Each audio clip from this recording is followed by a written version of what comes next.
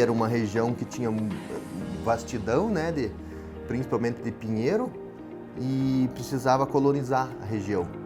Então eles chegaram num momento, eu acho que de prosperidade no setor, no ciclo madeireiro, né, que havia. O meu pai tornou-se madeireiro, foi estudar em São Paulo, fazer a universidade, né, e voltou era madeireiro lá em São Paulo, voltou para Ponta Grossa, abriu a empresa dele e eu também, como não até poderia deixar de ser madeireiro, mas acho que está no nosso sangue, né? Espero que meu filho seja também, ou minha filha, para dar sequência, né, na atividade. Estamos aí. Então, acabei me tornando, né, o presidente do sindicato. Foi um período onde eu aprendi muito, né, como que funcionam as negociações, como que funciona principalmente o associativismo entre as indústrias, né? Acho muito importante isso aí.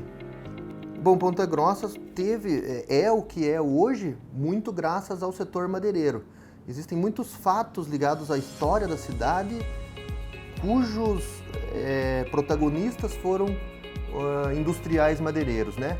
A própria fundação da ACIPG, que vai fazer 100 anos nos próximos anos aí, né? Se não me engano, 2023, foi fundada por um madeireiro.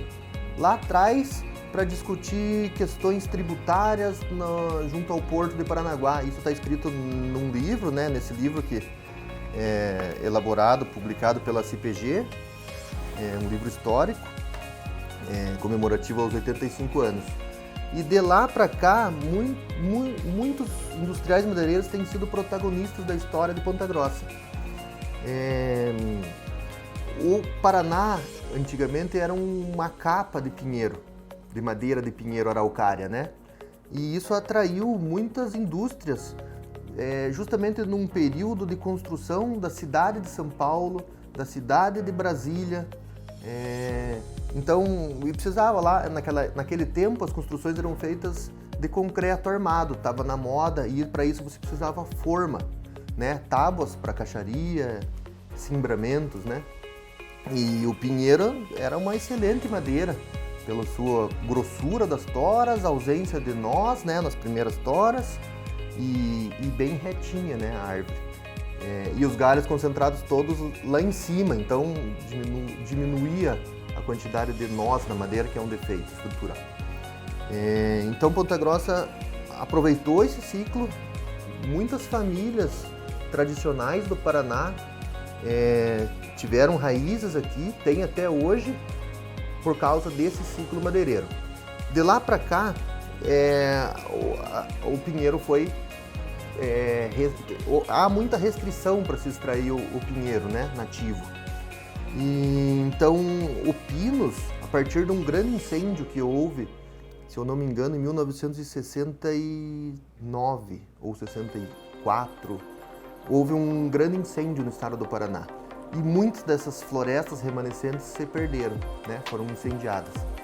O governo do estado do Paraná entrou com uma política de reflorestamento, justamente para recuperar essas áreas degradadas. Então, se você andar no próprio reflorestamento do meu avô, na fazenda que era dele, você encontra toras queimadas de umbuia, de outras madeiras nativas. E no meio de um reflorestamento de pinos, né, Pinus eliote, que a Klabin também veio para cá nesse período, reflorestando, ajudando a reflorestar, com mudas, com assessoramento agronômico, né? Então Ponta Grossa hoje tem muita floresta de pinos ainda, principalmente na região de Telêmaco Borba, né? Mas veio uma escassez, então hoje a gente não pode mais simplesmente colher, industrializar e mandar. O custo da matéria-prima, né, de matéria-prima florestal, foi se tornando muito elevado, principalmente perto de centros mais urbanizados, como Ponta Grossa, como Guarapuava, como Cascavel, como todas essas regiões aí que foram grandes produtoras de madeira, né, de pinheiro principalmente, depois de pinos e agora veio o ciclo da soja. Talvez nós estejamos passando no ciclo da soja, né? Em Ponta Grossa nós temos poucas serrarias, tá? Já houveram muitas, hoje nós temos poucas mesmo, talvez 10 serrarias, né, ativas, não só serrando pinos, mas também eucalipto. O eucalipto talvez seja a próxima fase depois do pinos, né? A serraria, muitas das máquinas até hoje empregadas, principalmente nas serrarias menores, são as mesmas daquela época. Então são máquinas feitas inclusive em Ponta Grossa, na indústria Schiffer, né, que projeta ainda e constrói excelentes máquinas, muito robustas. Também tínhamos uma indústria muito importante chamada IKL, que o imóvel ainda fica ali na frente do Parque Ambiental de Ponta Grossa e está desativado, mas eu tive a oportunidade de entrar lá com meu pai já. É uma estrutura bem grande, com ponte rolante já naquela época. Infelizmente, felizmente tivemos essas grandes indústrias metalúrgicas, né, atraídas justamente pelo ciclo da madeira, que a Schiffer até hoje desenvolve essas atividades. E junto com essas indústrias mecânicas, atraídas pelo ciclo da madeira, vieram muitos profissionais, formação de profissionais pelo Senai, como torneiro mecânico, eletricista industrial. Então, você pode ver que o ciclo madeireiro acabou atraindo um polo metal mecânico, que até hoje é forte e está em franca expansão, né? O Sindicato da Madeira de Ponta Grossa restringe-se a Ponta Grossa só, ao município de Ponta Grossa. O Sindimadeira ele congrega serrarias, tanoarias, marcenarias e carpintarias. Tanoarias, é uma curiosidade, seriam fábricas daquele tambor para você aguardar o vinho amadurecer, maturação de vinho, né? Não temos nenhuma. Nunca tivemos, mas já estava previsto o sindicato também cuidar, né, dos interesses dessa categoria. Serrarias sempre foram o carro-chefe, né? As carpintarias, temos poucas e pequenas, marcenarias, nós temos muitas pequenas e de móveis customizadas. Infelizmente nós não temos nenhuma marcenaria em Ponta Grossa de móveis seriados, né? Indústria mesmo. A gente tem marcenarias mais artesanais, né? O móvel sob medida é o termo atual para isso. Temos grandes fábricas também de chapas. Chapas antigamente eram feitos fábrica de compensado, hoje infelizmente a gente não tem nenhuma fábrica de compensado em Ponta Grossa, né? Essas fábricas se instalaram em cidades como União da Vitória, em Mituva, enfim, outras regiões com mais disponibilidade de toras grossas. Mas, em compensação, a gente tem duas grandes empresas multinacionais.